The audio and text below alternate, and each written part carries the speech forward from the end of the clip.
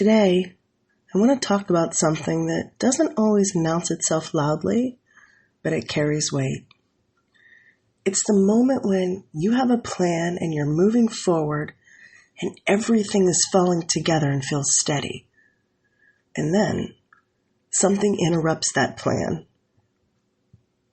Not in a dramatic way, not in a way that turns into some great story that you'll tell later, but just enough to throw your entire rhythm off. This week, illness forced me to stop. There was no choice, no option for a soft reset.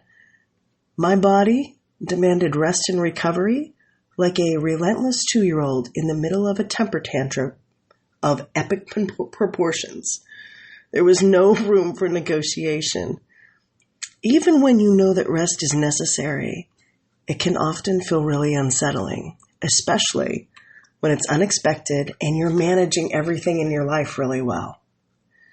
Stopping feels like losing ground. Like you were finally keeping all the pieces in motion and now you're just watching them fall away. What made this situation heavier wasn't just being sick. It was everything that came with it. The sense that time was slipping away. My responsibilities are stacking up all week. People are depending on me.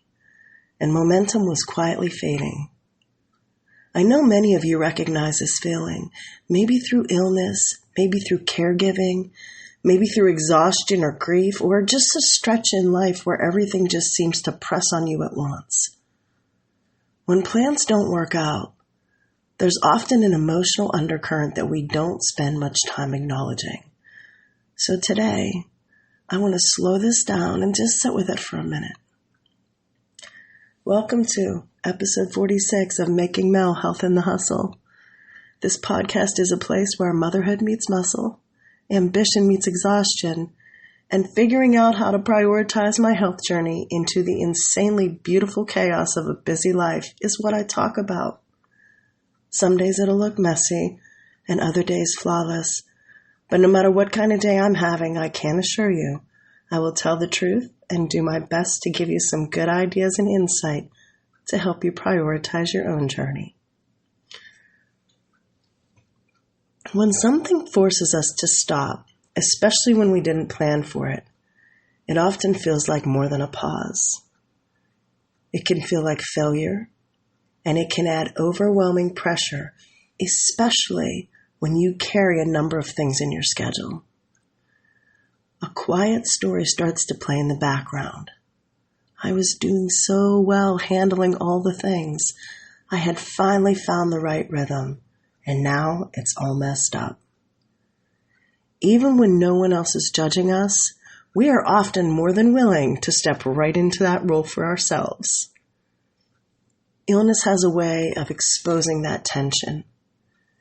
See, responsibilities don't disappear just because you're not able to do all the things.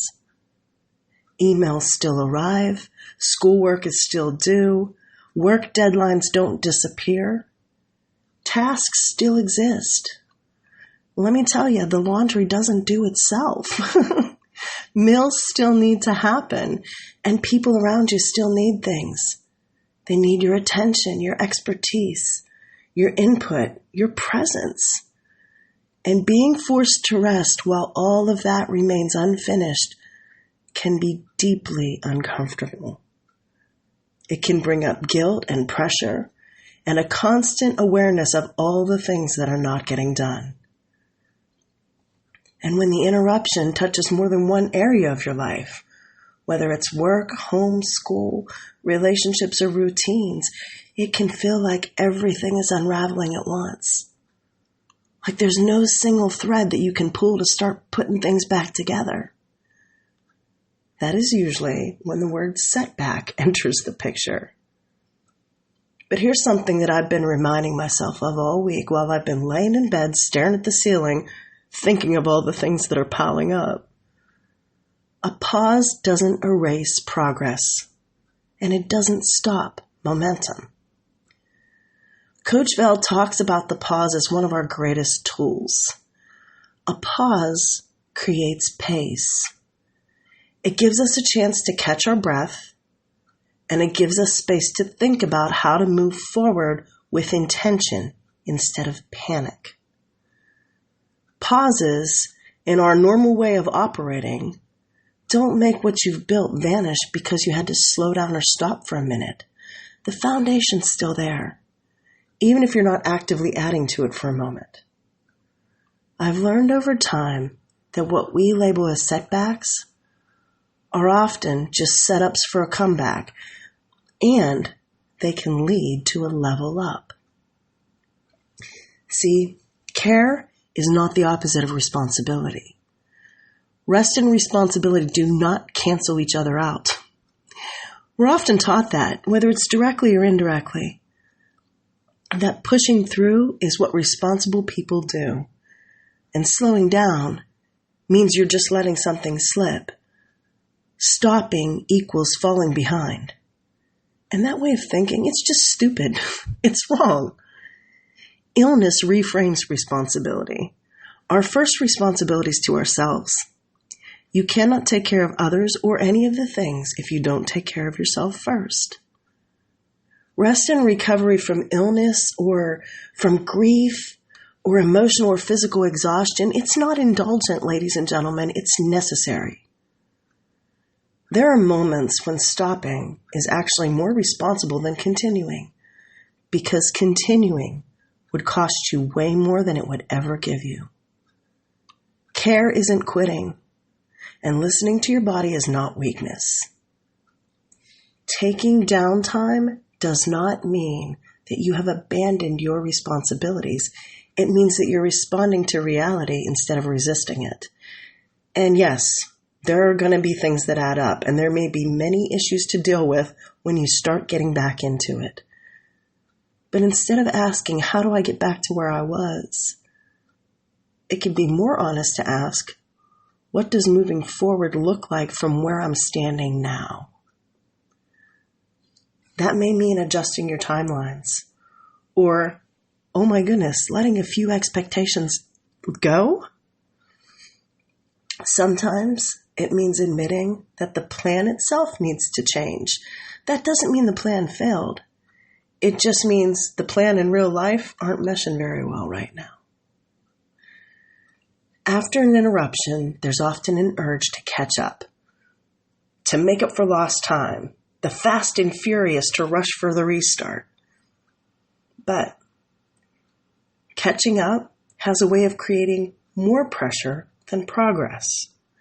And that can lead to more need for rest and recovery or a resurfacing of whatever issue you may have just recovered from. So choose your hard carefully. Instead of trying to do everything at once, it can help to slow the restart down even more. Start with an inventory. Not an extended to-do list layered with judgment. Focus and ask yourself, what truly needs my attention right now? What are the things that can wait a little bit longer? And what felt urgent before that just doesn't anymore?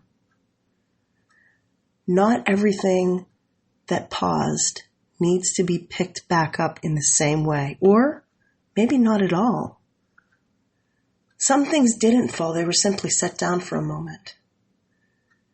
Getting back into it doesn't need to be dramatic. It doesn't require a complete system overhaul or the perfect plan. Often, the most grounding choice is the small one. It starts to restore a sense of movement. One email, one task, one decision. One is reestablishing your appointments and rearranging your schedule. See, small steps matter more than an ambitious reset that never fully happens. And if your energy comes back unevenly, that's normal. Recovery isn't a straight line. Some days will feel clear and focused, and other days they're just not going to. That doesn't mean that you're not healing or moving forward. It just means that you're a human being. The goal isn't to return to where you were before the interruption. The goal is to move forward with what you know now and where you are now. Giving your best in this moment is more than enough. Grace is talked about often as a feeling, but I think it's really more powerful as a practice. Grace is adjusting expectations to match reality. It's letting rest be part of the plan instead of something that you squeeze in later. Grace is refusing to punish yourself for needing care or taking a break or having a hard stop. This isn't about ignoring responsibilities or pretending that things don't matter. It's about meeting them honestly without pressure, shame, or self-attack.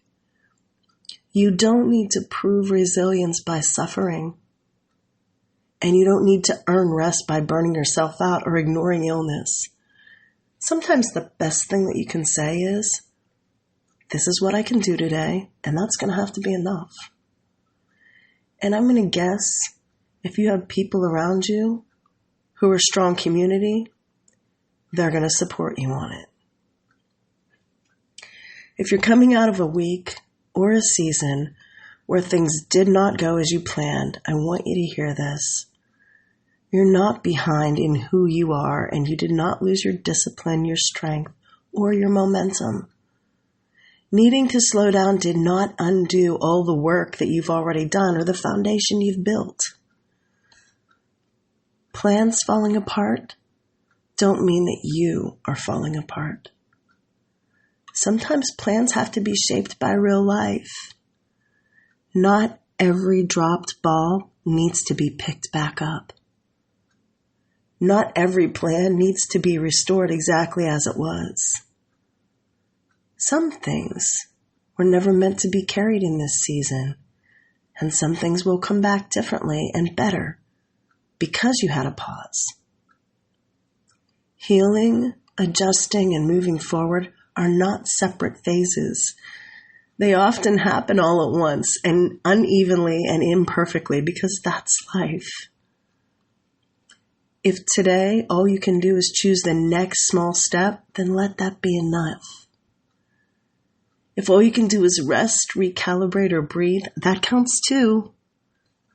Progress doesn't disappear when you slow down or you have to stop. And your strength doesn't vanish when you listen to your body. It helps to build your strength. Responsibility doesn't mean ignoring what you need to do to keep going. Sometimes the most powerful thing that you can do to move forward is have a revised plan and then move gently with intention, with honesty, and with grace. And that will be enough. Until next time, onward and upward, my friends.